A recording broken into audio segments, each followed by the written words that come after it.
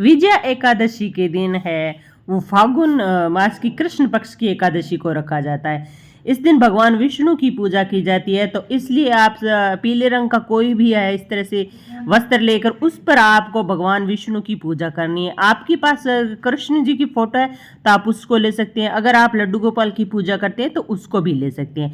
तो यहाँ पर मैंने तांबे के लोटे में जल लिया है, कुछ फल ले लिए हैं भगवान को भोग लगाने के लिए, और दीपक घी का ही आपको प्रज्वलित करना है, और चंदन ले लिया है क्योंकि भगवान को विष्णु को अति प्रिय है चंदन, तो चंदन को टीका अवश्य करना चाहिए।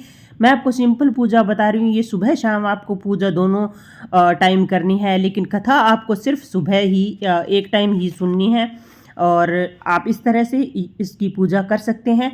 और जब आप कथा सुने तो कथा सुनने के बाद ही आपको है जो आरती करनी है। तो इस तरह से ये पूजा विधि के साथ सब कुछ संपूर्ण होता है। यहाँ पर तिल ले लिए हैं और हमने फूल ले लिए हैं, ये दोनों लेकर हम अब कथा शुरू करते हैं। इस दिन भगवान राम लंका पर विजय प्राप्त करने के लिए समुद्र तट पर पहुंचते थे। समुद्र ने जब श्री राम को मार्ग नहीं दिया तो भगवान श्री राम ने ऋषियों से उपाय पूछा।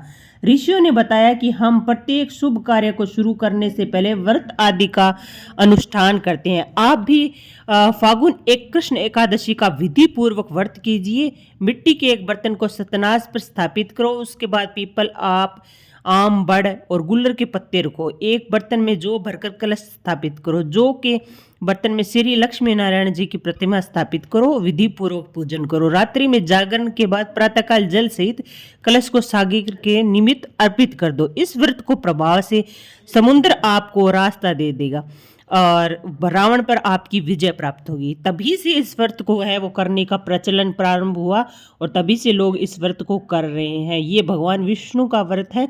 और एकादशी को चावल निषेध है, तो चावल का उपयोग नहीं किया जाता है। तो इस प्रकार ये पूजा विधि है, बहुत ही सिंपल, सुबह शाम आप दोनों टाइम कर लीजिए और ये कथा आप इसको सुन सकते हैं। और उसके बाद ये जो लोटा है जल का वो सूर्य भगवान को आप अर्पित कर दीजिए। आपको वीडियो अच्छी लगी है तो लाइक शेयर सब्सक्राइब ज़रूर कीजिएगा। राम राम सभी को।